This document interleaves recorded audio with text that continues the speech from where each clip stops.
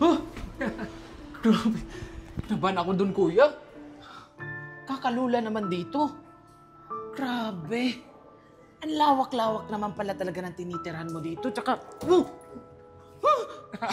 grabe. Marami ka pang makikitang ganyan dito sa Maynila. Napakaangas naman ng pinto mo, kuya. Bumukas-bukas, sasara-sara. Nagkukusa, ah.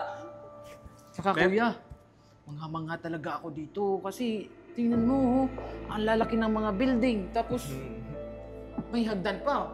Oh, first step, second step. Grabe, kuya. Alam mo, kuya, sigurado ako mag-enjoy talaga ako dito sa Maynila.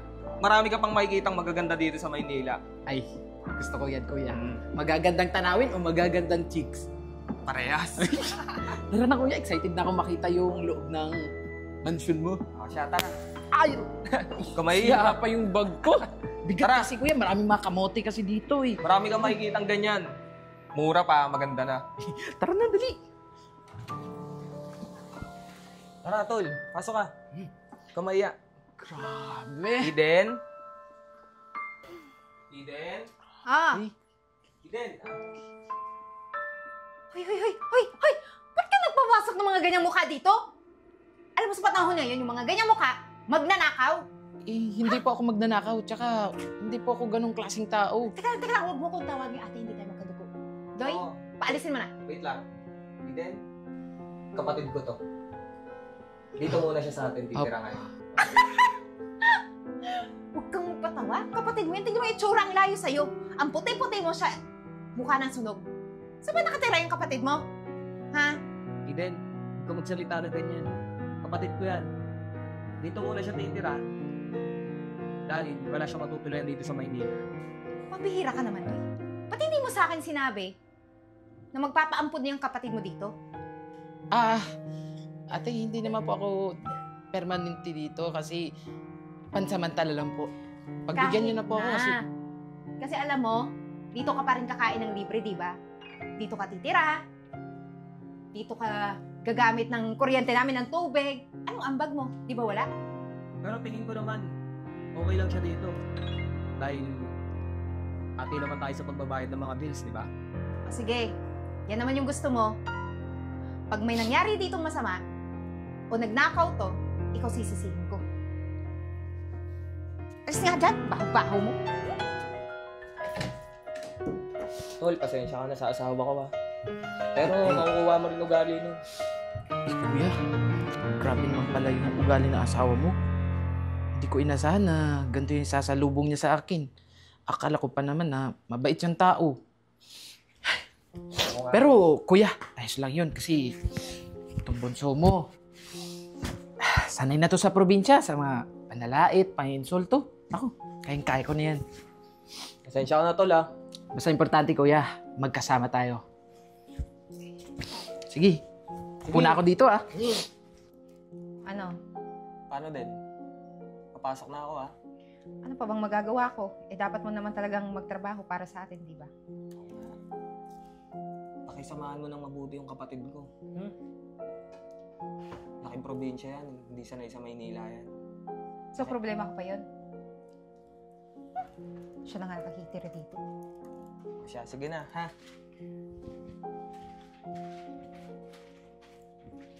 Yan, kuya. Jay!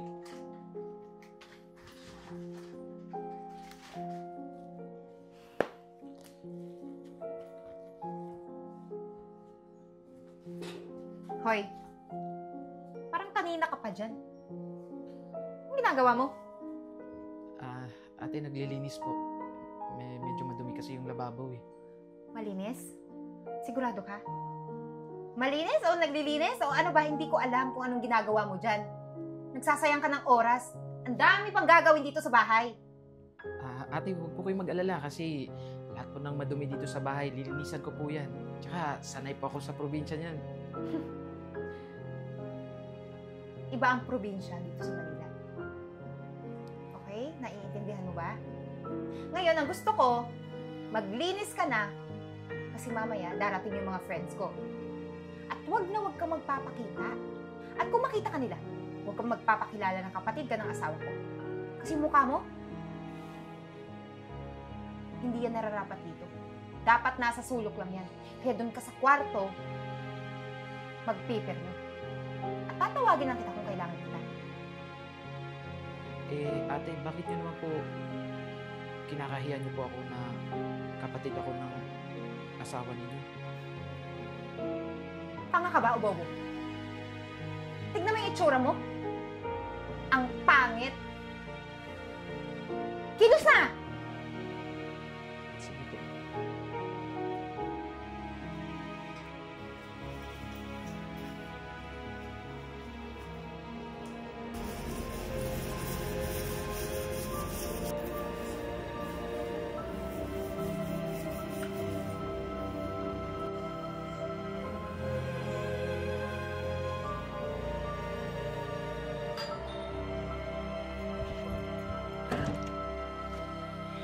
Hi, girls! Hi. Pasok kayo ng bata na! Hi, Sissy! Naku naman, ang ganda-ganda naman yan. God. Pasok kayo. Kamusta ka na? Okay na nga ako. Pasok kayo dun. Ang ganda-ganda ng bahay mo, sis! Oo, syempre, mayaman kami. O sige na, upo na kayo, feel at home. Alam niyo ba, bakit ko kayo pinapunta dito? Kailangan natin. Eh, like, sis, uuhaw ako. Don't worry. Jay? Jay, ano ba? Tagal-tagal nito. Ate, ano po yun? Huwag mo nga akong matawag na ate. Ma'am. Sis, di mo naman kami in-inform. May bago ka parang yaya. Kakaiba ha? Lalaki ha? Lalaki ang katulong niya dito. Para naman maiba talaga. Hoy, tubig daw. Nauuhaw tong bisita ko. Tingin tubig, please. Pakibilisan. Saka nalamunan ko. Sige po. Oh my God. Kupad? Alam po tong asawa ko. Saan to nakukuha tong katulong na to? Tingnan mo yung itsura. Parang magnanakaw. Sa tingin niyo, mapagkakatiwalaan ba yung ganyang itsura? Hindi, sis. Diba? Nakakatakot. Oh, anong masasabi mo dyan? Eh, naghihilot pa yan? Lipag-lipag niya. Ang dami yan, diba? Yung batok niya, itim-itim. Ay, ang maganda, sabihin mo yun sa harap niya. Ma'am, ito na po yung... Alcohol ka ba bago mo? Baka mamaya may virus or kung ano mang meron niya sa tubig ko, ha? Ew. Ang dami mong, diba? Naliligo ka? Naghihilot ka ba man lang? O diba? Pati mga friends ko, ayaw sa'yo. Kasi yung itsura mo. Naku, pagsasabihan ko talaga yung asawa ko na paalisin to. Baka ano pang sakit meron. Akin na nga yan! Itong hawakan, sis. Inom ka mo. Ano, okay ba? Safe na. Inumin mo Ingat na. sis ha, baka may laso. Baka magkaroon ako anabiasis, girl. Oh my God. Uminom ka na. Ano ka ba? Sige na. Inom ka pa. Daw. Ano? Anong tinitingin-tingin mo dyan? Sige po. Teka lang. Bumalik ka dito. Baga, tawag ka. Alam mo ikaw, kanina ka pa eh. Kahit wala ka dito sa harap ko, nakikita ko yung mukha mo sa imagination ko. Ewan ko ba kung bakit? Ate, bakit ganyan naman po kayo makapagsalita? Anong ate? Di ba sinabi ko sa'yo, huwag mo kong tawaging ate dahil hindi kita kaano-ano at katulong ka lang dito. Gusto mo bang ipamukha ko yung laki sa'yo? Ate, bakit ba kinakahiyan nyo na kapatid ako ng asawa ninyo at hindi ako katulong dito sa bahay? No! Isa pang tawag na ate. Tawagin mo ko. Tawagin mo ko, ate. Ano? Sabi ko, tawagin mo kong ate! Ate.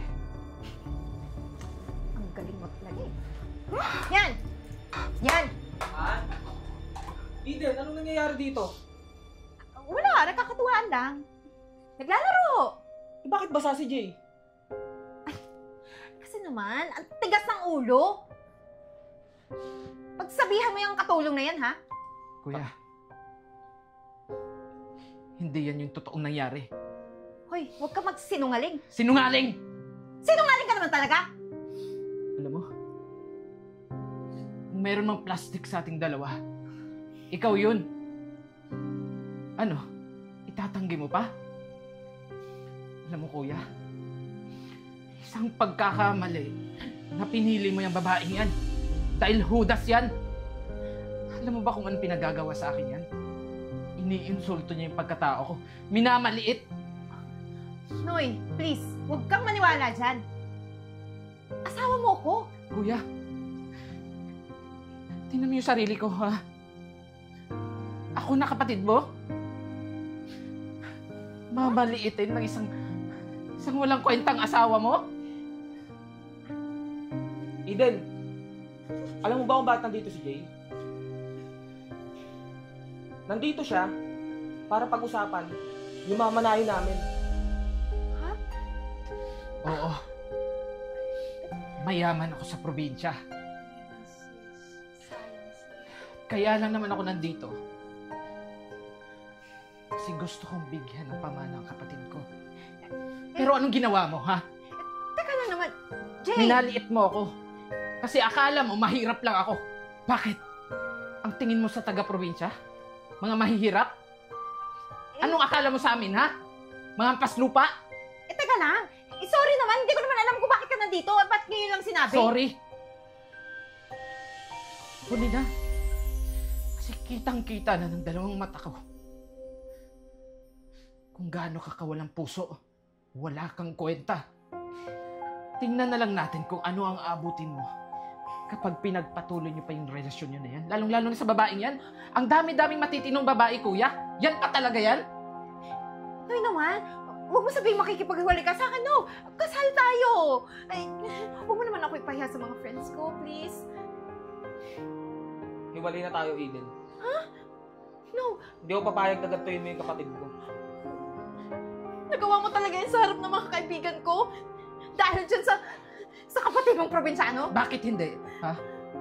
Nakakahiya ka sa pamilya namin. Tsaka kung ako sa'yo, umalis ka na. Kasi itong bahay na to, binigay ko to sa kapatid ko. Akin ito at wala kang karapatan dito. Kaya umalis na kayo. Isama mo na yung mga kaibigan mo.